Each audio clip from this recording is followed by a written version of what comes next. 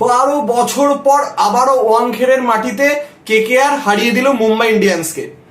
তো এর আগে মুম্বাই ইন্ডিয়ান্সকে তাদের ঘরের মাঠে কেকেআর হারাতে পেরেছিল 2012 সালে গৌতম গম্ভীরের ক্যাপ্টেনশিপে। তো সেইখানে রান ডিফেন্ড করে কেকেআর মুম্বাইকে হারিয়েছিল এবং ম্যাচের হিরো ছিল সুনীল নারিন। এবং 12 বছর পর আজকে আবারও সেই ওয়াংখেড়ের মাটিতে 169 ডিফেন্ড করে 24 রানে মুম্বাইকে হারিয়ে দিল কেকেআর।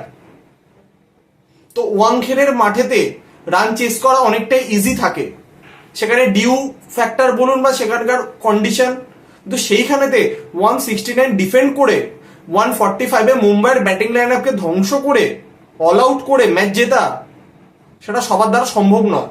এর জন্যই কেকেআর একটা ক্লাস টিম। এবং আজকে আপনাকে প্রশংসা দিতেই হবে শ্রেয়াস আইয়ার, তিনি যেভাবে বোলার চেঞ্জ করা, ফিল্ডিং সেট আপ যেভাবে করেছেন এবং বোলাররা যেভাবে বোলিং করেছেন, specially Mitchell Starc, Sunil Narine, Varun Chakravarthy এবং রাসেল। মিচেল স্টার্ক আজকে 4টি উইকেট নিয়েছে। মুম্বাইয়ের জন্য যদি বোলিং এর হিরো থাকে তাদের তুষারা এবং বুমরা, তো কেকেআর এর জন্য হিরো হচ্ছে এই 4জন বোলার। তো শুরুতেই হার্দিক পান্ডিয়া টস জিতে বোলিং করার সিদ্ধান্ত নিয়েছিল এবং প্রথমে ব্যাটিং করে 169-এ অল আউট হয়ে যায় কেকেআর। তো তাদের রান তোলার মূলে হচ্ছে মনীষ পান্ডে এবং ভেঙ্কটেশ আয়ারের যে পার্টনারশিপটি।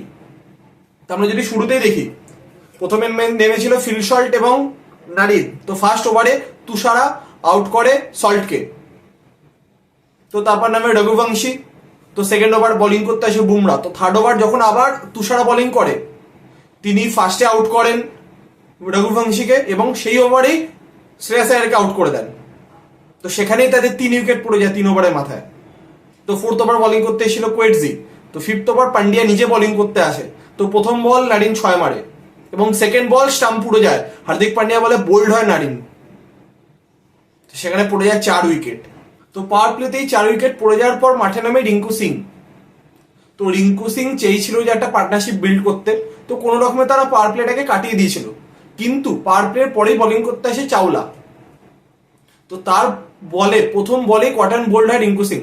তো 5 উইকেট যখন পড়ে যায়, ম্যানেজমেন্টের কাছে কোনো অপশন ছিল না, এমন একজন প্লেয়ারকে তাদেরকে নামাতেই হতো যে পার্টনারশিপ বিল্ড করে অন্তত 20 ওভার অব্দি যাতে কেকেআর খেলতে পারে বা অন্তত 150 অব্দি যেতে পারে, সেই অ্যাসুরেন্সটা দেবে। তো সেই জায়গাতে অবশ্যই বেস্ট অপশন হচ্ছে মনীষ পান্ডে। তো তাকে রঘুবংশীর জায়গাতে অ্যাজ এ ইম্প্যাক্ট প্লেয়ার নামানো হয় এবং তিনি নেমে ভেঙ্কটেশ আয়ারের সাথে দুর্দান্ত পার্টনারশিপ করেন। একদিকে ভেঙ্কটেশ আয়ার তার হাফ সেঞ্চুরি পূর্ণ করেন এবং উল্টো দিকে মনীষ পান্ডে তার 40 ক্রস করে দেন, প্রায় 80 অ্যাবাভ পার্টনারশিপ হয়। তো ফাইনালি সেই পার্টনারশিপটা ব্রেক হয় 17তম ওভারে হার্দিক পান্ডিয়ার বলে এবং সেই ওভারে ব্যাটিং করতে নামে রাসেল। তো প্রথম বলে তিনি 6 মারেন, কিন্তু সেই ওভারে লাস্ট বলেতে কার্যত একটা মিস কমিউনিকেশনের জন্য রাসেল রান আউট হয়। তো সেই রান আউটের ক্ষেত্রে কিন্তু ভুল ছিল ভেঙ্কটেশ আইয়ারের, কারণ তিনি চাইলে কিন্তু সেই পুরোটা কভার করে যেতে পারতেন, কারণ রাসেল কার্যত অন্য সাইডে গিয়েও আবার তাকে ফিরে আসতে হয়েছিল এবং সেখানে দুর্দান্ত রান আউট করে পান্ডিয়া। তো তারপর রামানদীপ আউট হয়, তারপর বুমরা দুর্দান্ত ইয়র্কার, বোল্ড হয় মিচেল স্টার্ক এবং ফাইনালি ভেঙ্কটেশ আয়ারও বোল্ড হয়। তো 169-এ শেষ হয়ে যায় কেকেআরের ইনিংস 19 ওভার 5 বলে। তো 169-এর পেছনে অন্যতম ভূমিকা হচ্ছে তো ভেঙ্কটেশ আয়ার এবং মনীষ পান্ডে। এই দুজনের রান ছাড়া এটা সম্ভবই ছিল না।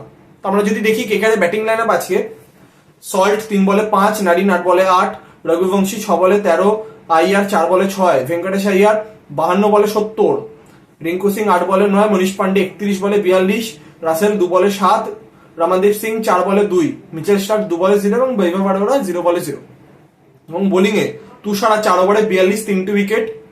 সেটা হচ্ছে তার ফার্স্ট যে স্পেলে প্রথম 2টি ওভারে যে 3টি উইকেট ফেলেছিল, সেখানে কিন্তু কেকেআর চাপে পড়ে গেছিল। বুমরা 3 ওভার 5 বলে 18 রান, 3 উইকেট, পার্পেল ক্যাপের অধিকারী এবং তার যে ইকোনমিতে তিনি বোলিং করছে। কোয়েটজি 2 ওভারে 24 রান খেয়েছে, পান্ডিয়া 4 ওভারে 44, 2টি উইকেট, ধীর 3 ওভারে 25, কোনো উইকেট পায়নি, পিয়ুষ চাওলা 3 ওভারে 15, 1 উইকেট। তো 170 চেস করতে হতো মুম্বাই ইন্ডিয়ান্সকে। তো তারা as a impact player Rohit শর্মাকে নামে ব্যাটিং করতে। তো আজকে প্রথম থেকে ফিল্ডিং করেছিল সূর্যকুমার যাদব। তো এটা জানাই ছিল যে রোহিত প্রথমে ব্যাটিং করতে নামবে। তো রোহিত আর ঈশান কিষান ব্যাটিং করতে নেমেছিল।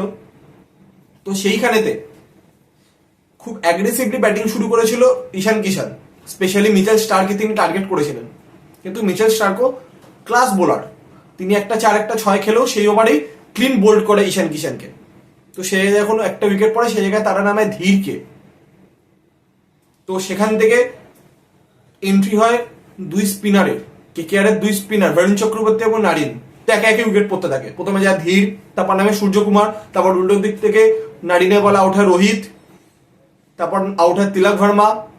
তো একে একে উইকেট পড়তে থাকে। তো তার মধ্যে অবশ্য সূর্যকুমারের একটি ক্যাচও মিস হয়েছিল। তো তারপর ফাইনালি যখন 5 উইকেট পড়ে তখন পান্ডিয়া নিজে নেমেছিল। তো পান্ডিয়া রাসেলে বলে আউট হয়ে যায়।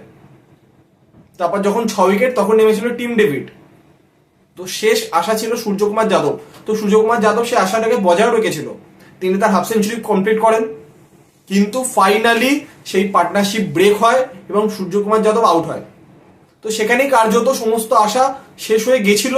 কিন্তু ক্ষীণ আশা ছিল, তখন টিম ডেভিড রয়েছে এবং উল্টো দিকে কোয়েটজি তিনিও ব্যাটিং করতে পারে। কিন্তু 19তম ওভার বোলিং করতে আসে মিচেল স্টার্ক। তো প্রথম বলেই তাকে টিম ডেভিড 6 মেরেছিল। কিন্তু তারপর দুর্দান্ত কামব্যাক করে মিচেল স্টার্ক। তো সেই ওভারেই প্রথমে টিম ডেভিডকে তিনি আউট করেন এবং তারপর পিয়ুষ চাওলাকে প্রথম বলে তিনি আউট করেন এবং লাস্টলি কোয়েটজিকে ক্লিন বোল্ড ইয়র্কারে এবং 145 অল আউট হয়ে যায় মুম্বাই ইন্ডিয়ান্স এবং 24 রানে মুম্বাইকে হারিয়ে দিয়ে ম্যাচটি জিতে নিল কেকেআর। এবং এর সাথে সাথেই প্রথম দল হিসেবে আইপিএল 2024 থেকে গ্রুপ স্টেজ থেকে এলিমিনেট হয়ে গেল মুম্বাই ইন্ডিয়ান্স। তারা 11টি ম্যাচ খেলে মাত্র 3টি জিতেছে। তো আগামী 3টে ম্যাচ জিতলেও তারা 12 পয়েন্টে ম্যাক্সিমাম যেতে পারবে। তো তারা ফার্স্ট টিম হিসেবে এলিমিনেট হয়ে গেল। তো এখানে মুম্বাই ইন্ডিয়ান্স দল তো খুবই হতাশ হবে তাদের পারফরমেন্সে। 170 তারা চেস করতে পারেনি ওয়াংখেড়েতে, এই ব্যাটিং লাইন আপ তাদের যা রয়েছে। তো তারা অবশ্যই একটি জিনিসই চাইবে, যে 3টে ম্যাচ বাকি আছে তার মধ্যে একটি ম্যাচ অবশ্যই ইডেন গার্ডেন্সে আছে। তো তারা চাইবে কোনো রকমে ভালোভাবে যাতে সিজনটা তারা শেষ করতে পারে। তো তারা অবশ্যই চাইবে নেক্সট 3টে ম্যাচে নিজেদের সেরাটা দিয়ে নিজেদের ফ্যান্সদের জন্য, নিজেদের রেসপেক্টের জন্য, সেলফ রেসপেক্টের জন্য, নিজের ফ্র্যাঞ্চাইজিদের রেসপেক্টের জন্য ভালোভাবে যাতে তারা পারফরমেন্স করতে পারে। এবং উল্টো দিকে কেকেআর শিবির একটা টাইমে তারা চাপে পড়ে গেছিল, সেখান থেকে পার্টনারশিপ বিল্ড করে দল একটা চ্যালেঞ্জেবল টোটাল অব্দি নিয়ে গেছিল, দল করেছিল 116 এবং শ্রেয়াস আয়ারের ক্যাপ্টেন্সি, বোলারদের ডেডিকেশন, ফিল্ডারদের অ্যাগ্রেশন, সমস্ত কিছুর ফলস্বরূপ এই ম্যাচটি জিতে নিল কেকেআর। তো তারা অবশ্যই চাইবে এই মোমেন্টামটাকে নেক্সট ম্যাচেও ধরে রাখতে। নেক্সট ম্যাচ তাদের রয়েছে লখনৌতে। তো তার আগে এই জয় তাদেরকে অনেকটাই কনফিডেন্স দেবে। তো এই ছিল আজকের ম্যাচের আপডেট। তো আগামীকাল ব্যাঙ্গালোরের চিন্নাস্বামীতে মুখোমুখি হচ্ছে আরসিবি এবং জিটি, ব্যাঙ্গালোর ভার্সেস গুজরাট। তো মেগা ম্যাচে সমস্ত আপডেট নিয়ে দেখা হবে কালকের ভিডিওতে। তো আজকের মতো এতটাই।